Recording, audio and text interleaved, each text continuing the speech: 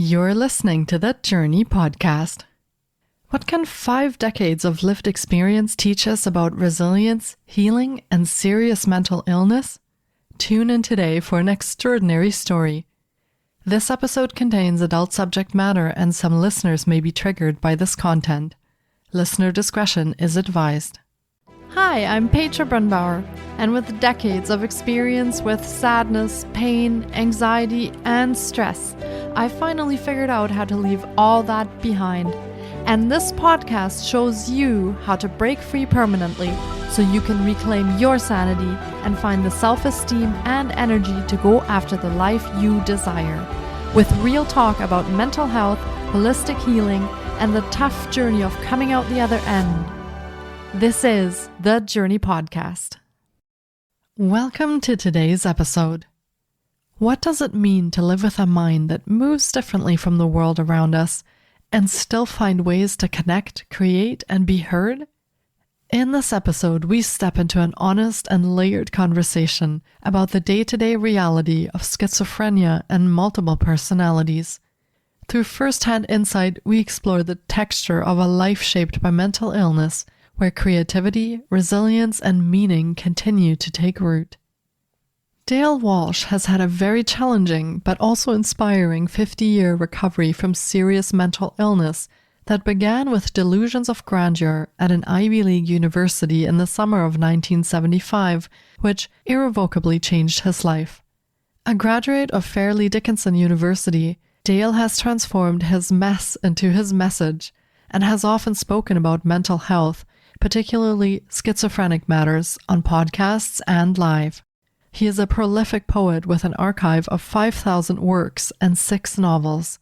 He has lived his entire adult life in Hackensack, New Jersey. Let's meet Dale Walsh.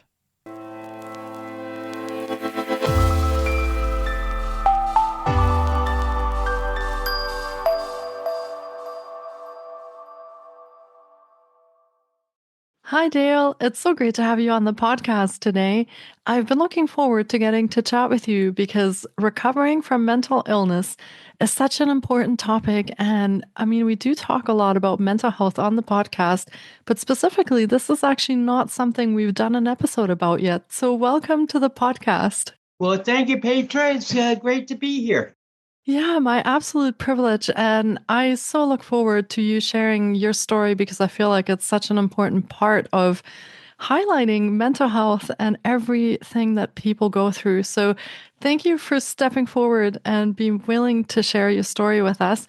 And maybe you want to start our listeners off with a little bit about yourself, maybe a little bit about your journey and how it relates to what we'll be talking about today. And also what it is that you do so that our listeners can get to know you a little bit. Sure. Well, let me say before I really begin that, what you just said about, I'm the first one.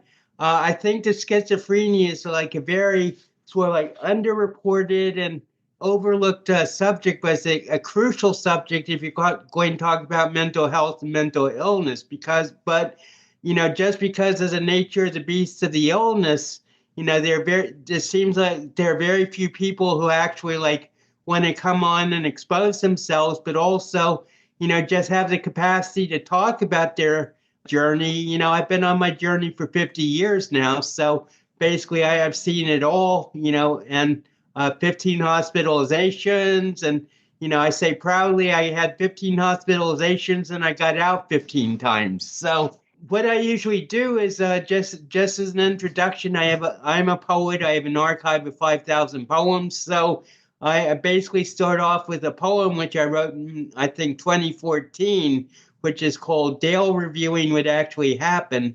And Dale is a form that I came up with. It's 6 words a line, 9 sets of 9 rhymes apiece. So it goes like this.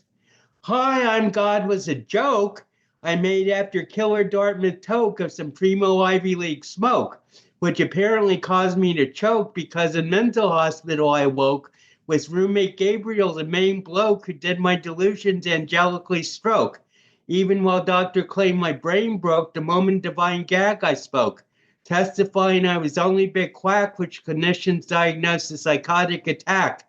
preventing me from getting sanity back until I came to Teaneck Hackensack to pursue resident therapy program track and deal with my evident lack of reason among psychiatric patient pack who never gave me any slack. Under interrogation, the story can crack.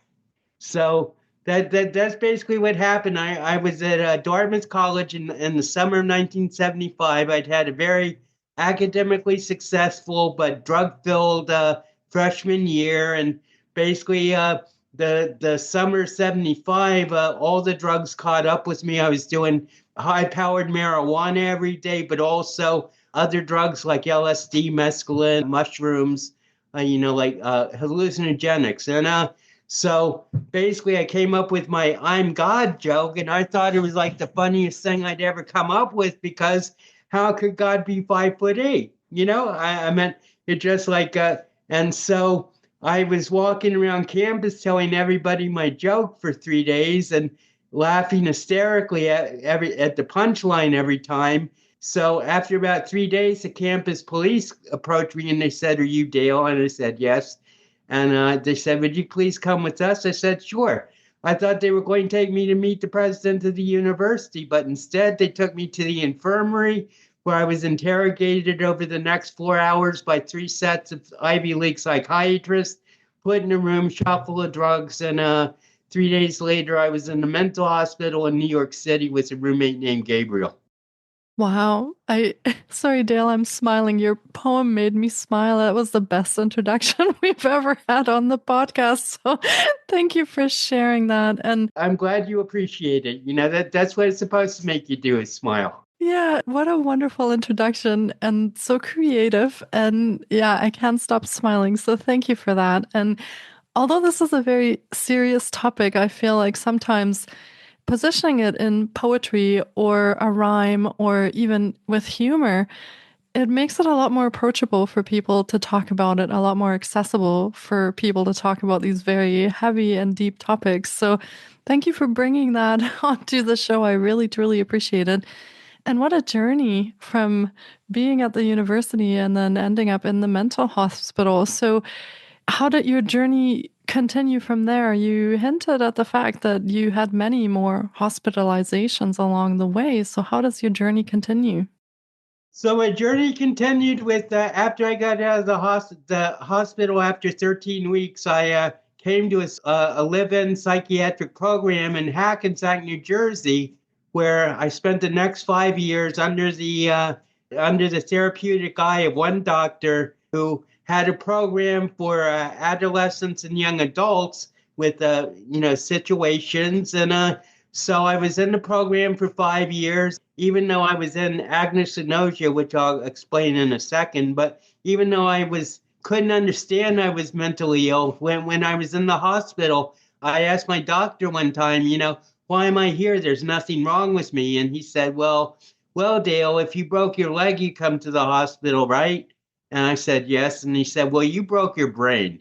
And not only was this like totally sobering, but it's also, sort of basically self-stigmatized me for like 30 years, because when I was taken away in 1975, psychiatry was still basically in the dark ages. And, they've had like a lot of breakthroughs and a lot of research about neuroscience and everything in the last 50 years. So I came to the program, and I was basically forced into intensive therapy, 3 individual sessions and 2 group sessions a week. And then I got out of there. I got my own independent, unsupervised department where I still am, after 44 years, since 1981.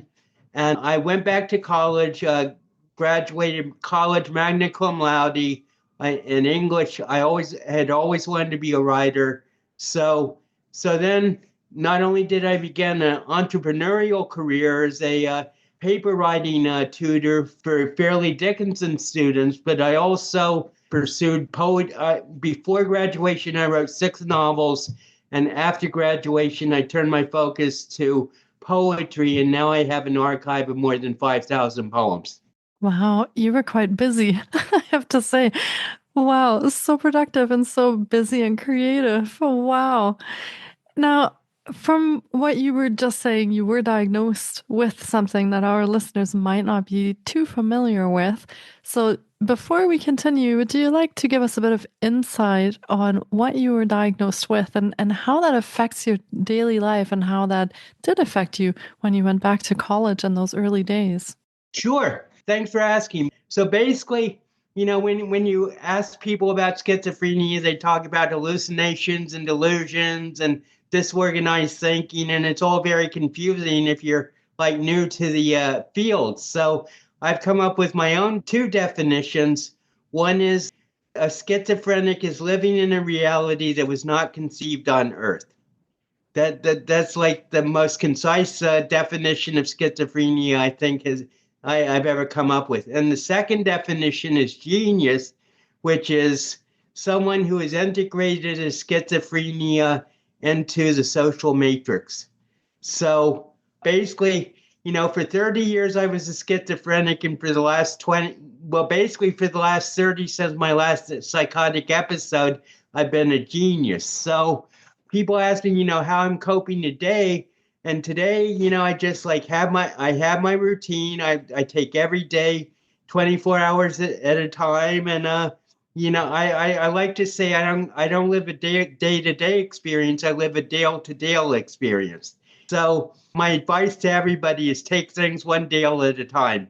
Instead of one day at a time, take things one dale at a time. And, basically a dale in terms of time is a quantum day. So that means that a dale can be 5 seconds or it can be 40 years. And so it's just like when you connect with Dale. So that's my definition of schizophrenia and genius. I think they're pretty much self-explanatory when you take them in that context.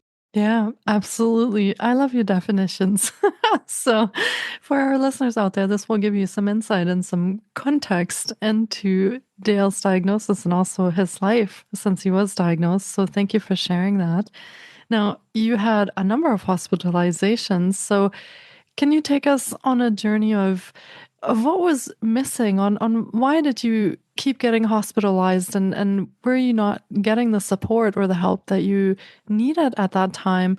Or as you said, was the treatment just in the dark ages still and they didn't quite understand what was happening? But what led to so many hospitalizations and what was missing in the care that you needed? So what happened was, as I said, I was in the program for 5 years, and basically my doctor put me in the hospital 9 times because he said I was psychotic, and he would always blame it. I was using marijuana like all the time when I was in the program, and basically I used marijuana every day from 1975 to 2007 when I went straight sane and sober, and basically gave up everything cold turkey and without 12-step programs or anything. I just made a vow to my mother that I was going to quit, and I stuck by it. So as to why I was hospitalized, it was not only the fact of, my doctor always blamed it on escalation of marijuana use, but there were like other things going on, such as this program that I was in was like a very closed and sort of like psychiatric therapeutic community. And basically, I would go to the hospital just to break out, a lot of times to break out of the claustrophobic atmosphere I felt in the program to just meet new people because, it was very hard to meet people. I wasn't in school or anything. And so I was hospitalized in the program 9 times, but the last 6 times I went to the hospital, I admitted myself because I knew I was psychotic. I knew I needed the hospital to get back to normal. Mm. And you said that for quite a few decades now, you haven't had to go back to the hospital. So what has changed since that time to your life now and your daily routines and the things that you touched on? What has changed? Well, I think the most important, first off, I stopped fighting my medication. A lot of times when I went to the hospital, especially when I was in the program, was because I would stop my medication, and within 2 days to 2 weeks, I'd be back in the hospital.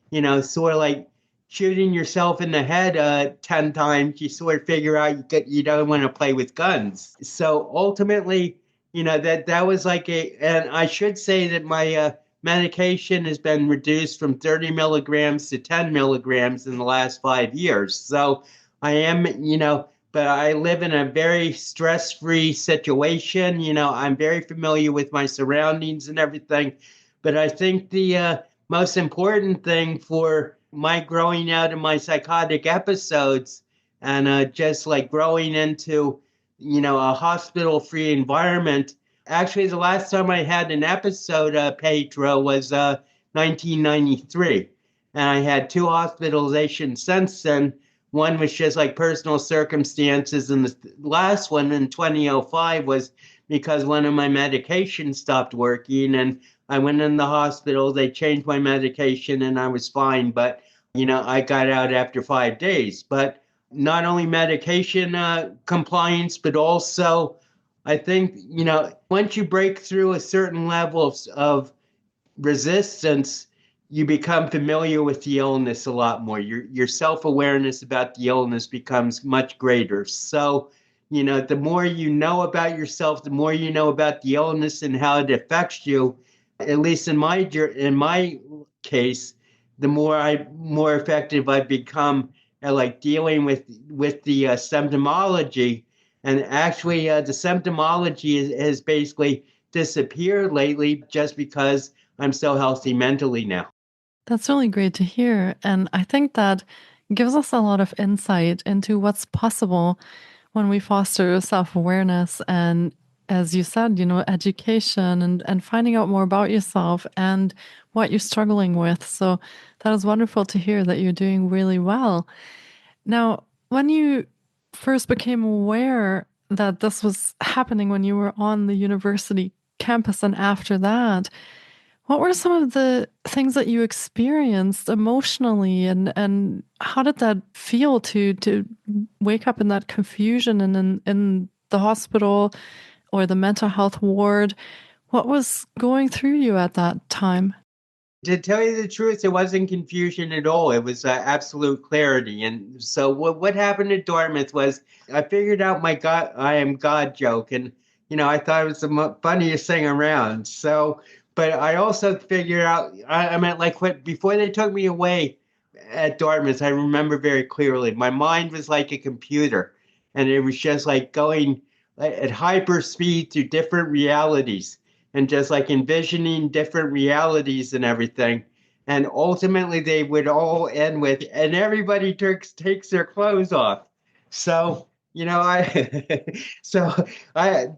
when I would like start thinking about another reality. But, when I was at Dartmouth, I came up with 3 revelations about why I was God. One was God just wants to be one of the guys. And then the second one was, let's stop talking all this nonsense about whether God is dead or exists or even like is happening, because if I'm God, then as long as this body is on earth, then God exists. And then the third one was, the third revelation was God's been working at this job for 13 billion years and he needs a vacation. So I'm going to like take on his responsibilities and give him the vacation he deserves. So that's basically, but it wasn't like terrifying. And even so what happened was I was in the infirmary, and they had 2 fraternity guys drive me down to my parents' apartment in New York City. And the next day, my parents took me to a very nice office with a very nice doctor, Dr. Cohane, who I call Cocaine Cohane. And he became my doctor. So, we had very nice conversation, and Dr. Cohane said, sign this, Dale. Could you sign this? And I looked at my mother, and she said, sign it. So I wasn't going to argue with my mother. So I signed it, and my parents got up, went left, and I went left to follow them. And Dr. Cohane says, no, Dale, you come with me. So basically, I went up to a closed unit, a locked unit for the next 13 weeks.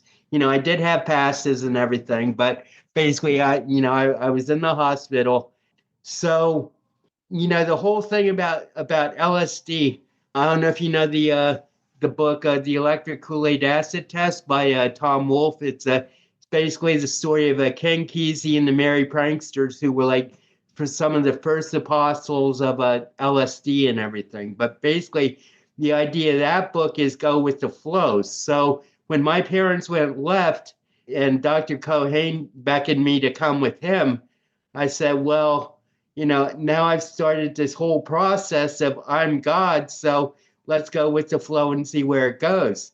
And it's been a 50-year journey. And, one thing I said on the podcast earlier that I did earlier today is they say that the last LSD trip is the longest. And my last LSD trip has lasted 50 years and counting so far. Thank you for sharing that.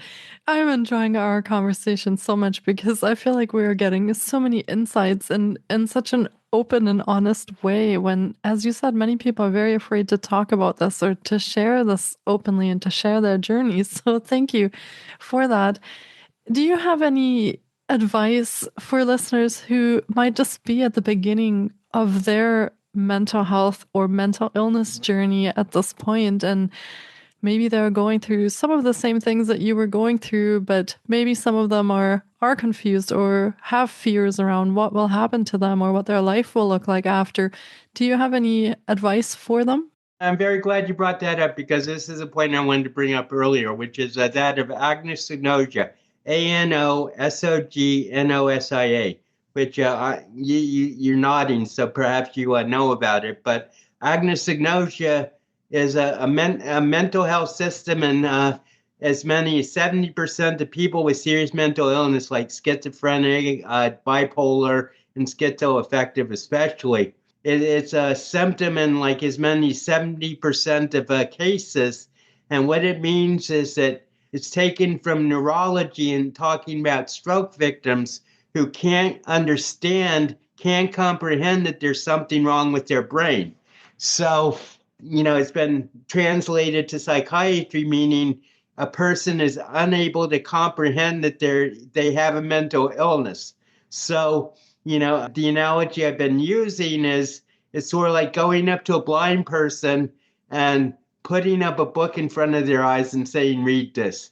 And obviously they can't. So agnosognosia is sort of like that with mental illness. It's very important that people start to understand about agnosognosia, not only as caregivers, but also as people with the, who are diagnosed and everything. But agnosognosia, I think, is the greatest obstacle to recovery that anybody can have. And in my own case, I had agnosognosia all through the period of my programming and, up to 1984. And as I said, my problem was never hallucinations. I've never hallucinated in my life, and everybody thinks all schizophrenics hallucinate. I've never hallucinated in my life, even on LSD. But, my delusion was very deeply planted. And one thing I say about delusion is people think, delusion is just like some wrong thoughts that people have. But actually, delusion goes to the very foundation of identity and personality. And it's something that your whole reality system, your whole paradigm is built upon. I mean, with me, it was, hi, I'm God. I used to get to the point where I'd have to talk myself into the state of mind where I felt I was God just to continue the delusion. So what happened with me was on September 27, 1984, I had a series of flashes of 6 flashes. And the 5th one was of my crazy Irish super bursting in on the old couple across the hall from me with an M16. And the last vision was as a whole world, the entire earth being incinerated in a thermonuclear holocaust. I just saw the whole world just imploded, and it was, there was no survivors. It was total annihilation. So I called that the death of Dale, but I also call that the death of my delusion, because after that, I got over my agnosognosia, which, obviously that was traumatic and everything, but it was just because my delusion was so firmly founded in my identity that something extreme had to happen. And that's what the death of Dale to me meant. But also was the end of my delusion, And I really consider that the beginning of my real recovery, after, even though I was in therapy, intensive therapy for 10 years before that. Yeah, that's very interesting. Did that help you change your life in a sense that you are now more aligned with who you feel that you are? Or did that actually cause you some feelings of you're missing something or you're missing part of yourself? Well, it's interesting you should say that because, well, at first, it basically, with Dale gone, I switched into my alternate personality, which was Dewey. And Dewey Death, if Dale was a Disney chipmunk, then Dewey Death is the ultimate duck warrior. And basically, when Dale perceives the world as a never-ending saga of duck versus mucks. So when the mucks killed Dale, Dewey came in 9 months later because it was basically a rebirth. But Dewey came in 9 months later, fully armed as the ultimate duck warrior to wipe out, to take care of the mucks, not wipe them out, but take care of them.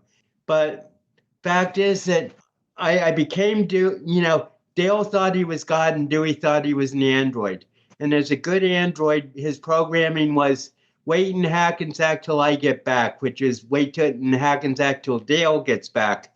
So basically, Dewey, has been following this program. And actually, I became my third personality, DEW, on April 8th last year at the solar eclipse. But so Dewey had 33 years, and now Dewey's been here for basically 7 years. But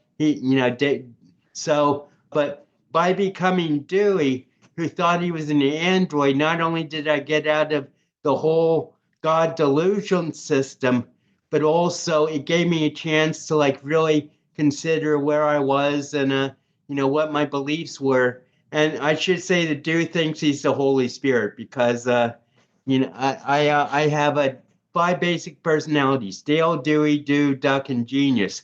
And Dew is in the Trinity.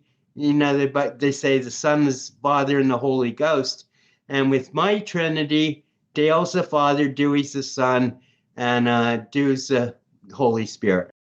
So are these sort of showing up at different times, or one has to then vacate for another to come on? So the death of Dale then meant that Dewey came on, but then Dewey also, is he still there, or has that been completely He's replaced basically moved now? on to heaven where he's the emperor. Okay. So, But yeah. but in answer to your question, yeah, it's interesting because as I said, Dewey's program was wait in Hackensack till I get back, and it was only actually this Sunday, 2 days ago, that I really felt that Dale was back in Hackensack after 40 years of being at the front lines of duck versus muck. So how does that affect your daily life, Dale, with the different personalities and the different ideas? And obviously each one of them has their own identity, their own thoughts and ideas. How does that affect your daily life and your work?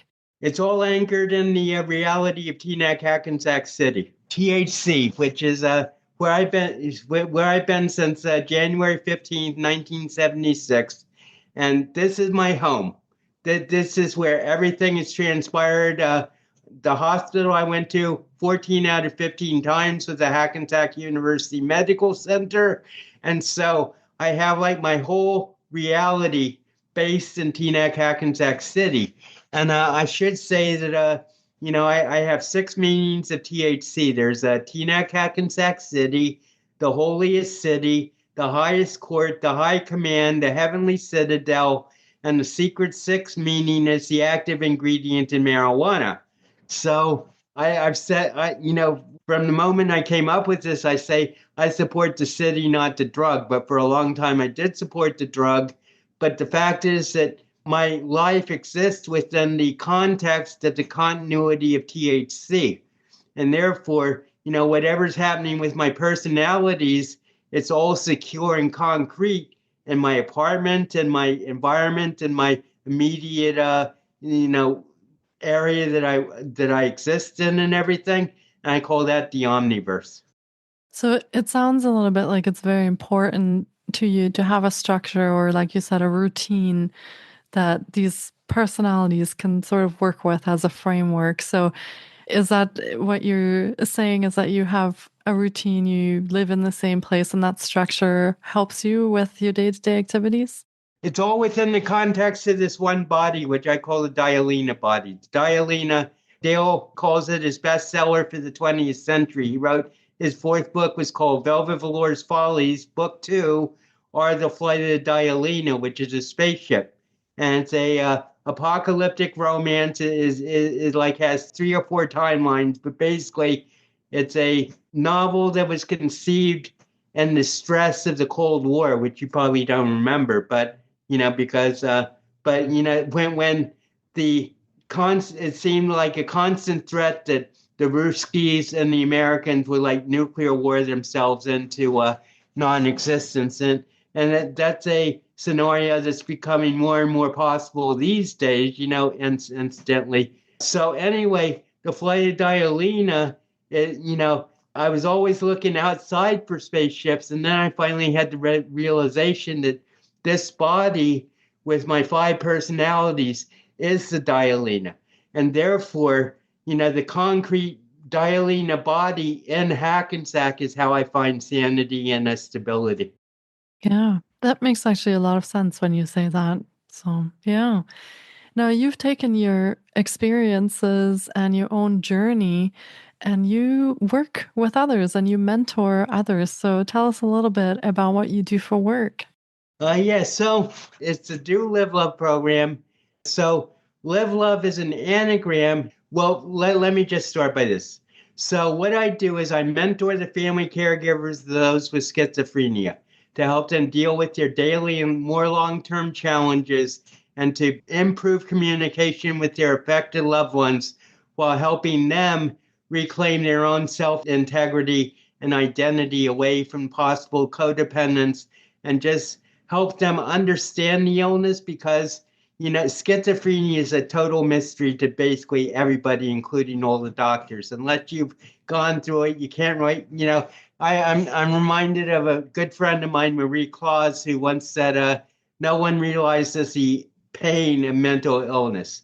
And no one can really understand the mentally ill, much less the psychotic mind, without having gone through it themselves. So basically, I help people understand the illness and learn how to communicate better with their loved ones.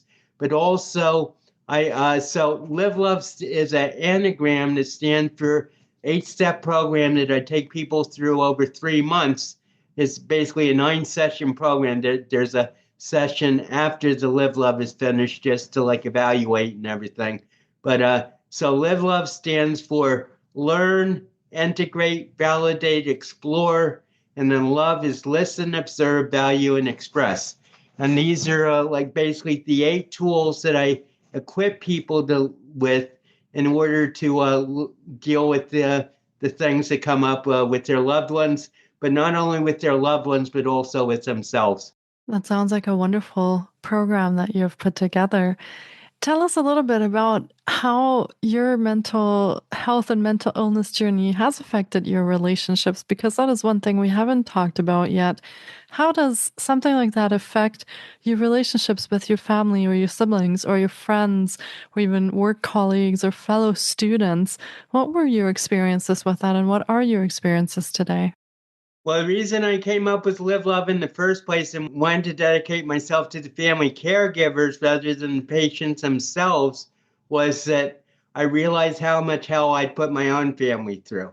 And my parents were very aware. My mother was seeing a psychiatrist basically for 40 years before I got sick and everything. So and actually the reason she put me in the hospital is because on the recommendation of her psychiatrist. But ultimately, very few people are aware or even much less prepared for someone who comes down with schizophrenia or even any type of severe mental illness.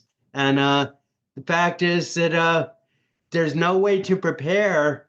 But if you're seeing changes in your loved ones that you can't explain, because it usually hits between 15 and 25, a lot of times people say, well, it's just adolescence and it's teenage, rebellion or whatever. And that can be true, but there can also, and it's very hard to differentiate between, what's normal, teenage growth and what's actually, like symptomatic. So, I think, one of the most important things is that a person can do is to become aware and to educate yourself about, even just like just a dabbling in education. But the fact is that the need for education and what I try to do is to just help people, within 3 months to be able to come to terms with what this illness means, not only to their loved one, but also to themselves, because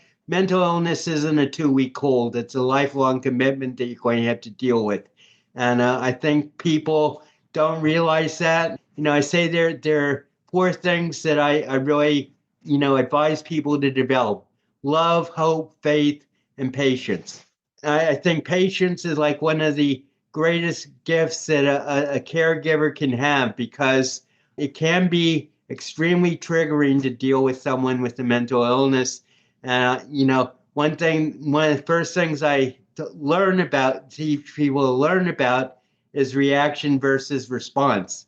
And instead of when someone says something that's triggering, instead of reacting with anger, frustration, or rage or whatever, which just escalates the situation, to take 2 or 3 deep breaths and respond with questions starting with why or how. To give a practical example, this has happened to me a few times. As a mother says, my son says that I'm not his mother and I'm the mother of demons. So, the natural reaction is, how could you say that? What are you saying? You're crazy. But instead, responding is, why do you say that? Could you tell me more? I believe you believe that, but I just want to know where you're coming from, stuff like that. So it's really taking the tension out of the situation and really turning it back on the affected one to explain him or herself, rather than just escalating into a hopeless, raging argument that can trigger psychosis. Yeah, and as you said, many people are not prepared for this. So I can see the value in having some of those skills and some of those tools available to actually be able to support those relationships a lot better than just being reactionary or just not understanding what is even happening. So that's really great that you're offering the mentoring. And of course, we will be linking to Dale's mentoring services and his contact info in the show notes as well. So be sure to check there for his website. We, I believe, also have a Calendly link where people can set up an appointment with you. And we will be linking to the socials as well. I feel like opening the door to this and really honestly talking about this will make a difference for people who are caregiving, for people who are experiencing similar things to what you went through. And this could be a really, really great step in helping and supporting all of those involved. So thank you for doing this great work that you're doing.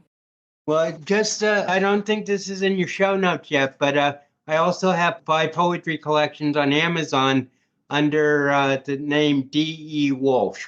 So if you want to put that in the show notes, I'd appreciate it. But just go to Amazon and put in poetry books by D.E. Walsh. And they have very distinctive covers, so you should be able to find them. And to tell you the truth, Petra, I'm sort of moving away from purely talking about schizophrenia and moving into my own creativity and things I've done. I've always done podcasts about mental health, but now I'm starting to move into podcasts about creativity and writing and stuff. So that's my next mission. But of course, schizophrenia and mental health is still extremely important to me, and that's how I want to help people. But if you could put the books in the show notes, I'd appreciate it. Absolutely. We are going to take care of that from our end and make sure we link our listeners to your books. And Dale, just before we close out the episode, do you feel this is an important thing for people who are struggling with severe mental illnesses to have some sort of creative outlet or to find their own creativity? Can that be part of the healing journey? Definitely. I think it's actually pretty critical to be because it brings self-awareness, it brings insight.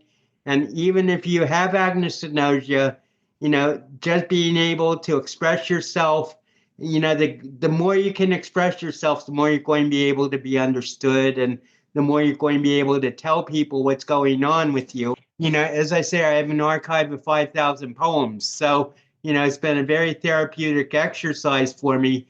I've been writing a poem a day since 1/1/23 because in 2022, I only wrote like 50 poems and I was very disappointed in myself and it was a terrible year for my production. So basically since 1/1/23, I've been writing a poem a day. I think, I would suggest, whatever your creative outlet is, whether it's journaling, songwriting, poetry, reading, meditating, mindfulness. I think that all these things are extremely important to like develop just so that you can put them in your routine because a lot of people with mental illness aren't working and they have 24 hours a day to deal with 24 hours a day, I should say, but they have like all this time.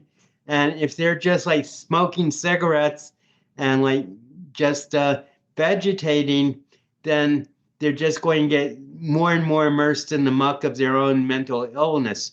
Whereas if you have a routine, whether it's cooking your own meals or if you're at home, just like making sure you take a shower, making sure you take your medication, but just like take things that like might just take 10 to 15 minutes a day to do, but they give you a sense of accomplishment that is very important to achieve and helps your mental self-image and ultimately your ability to communicate.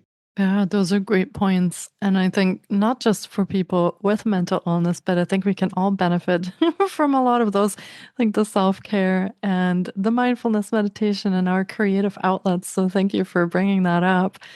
And I just want to thank you, Dale, for spending this time with me and sharing your journey with myself, with the listeners, and giving us some insights in what it is like to live with mental illness. And through that process, find your creativity, your strength, and your identity, and moving forward into mentoring people and also writing poems and books and really expressing that to the world. Thank you for being here and thank you for sharing that. Well, thank you very much for having me, Petra. And if you want to have a rematch, I'd love to do it. Just let me know. And I'd love to come back and share further because, one thing I'm finding out about my podcasting journey is the first interview is just like sort of like the surface, but there's a lot more that goes on underneath the surface. And there's a lot more depth that I can explore with people. And which is why I encourage them to contact me and look into my mentoring program because I've been dealing with mental illness and mental health for 50 years. And every day I have like new revelations. So, it's a deep journey. And thank you very much for having me. It's been a great pleasure. And I hope this is enlightening for you and your audience. Absolutely. And the pleasure is all mine, Dale. And I would love to have you back. I have a feeling that you have so much more to tell and we have so much more to talk about.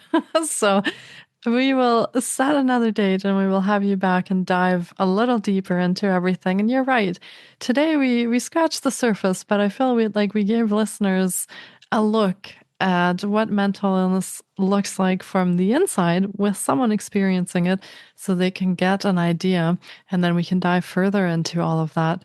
So thank you for all of that and take really good care of yourself. And I can't wait to have you back. Great. Well, thank you very much. Thank you so much for taking time out of your day to listen in. If you enjoy the Jōrni Podcast, please support us by subscribing, sharing on social media, and leaving us a review. We appreciate you. And you can find more of The Jōrni on Facebook, Instagram, TikTok, and our website, thejorni.com. Sending you love and courage, and see you next time.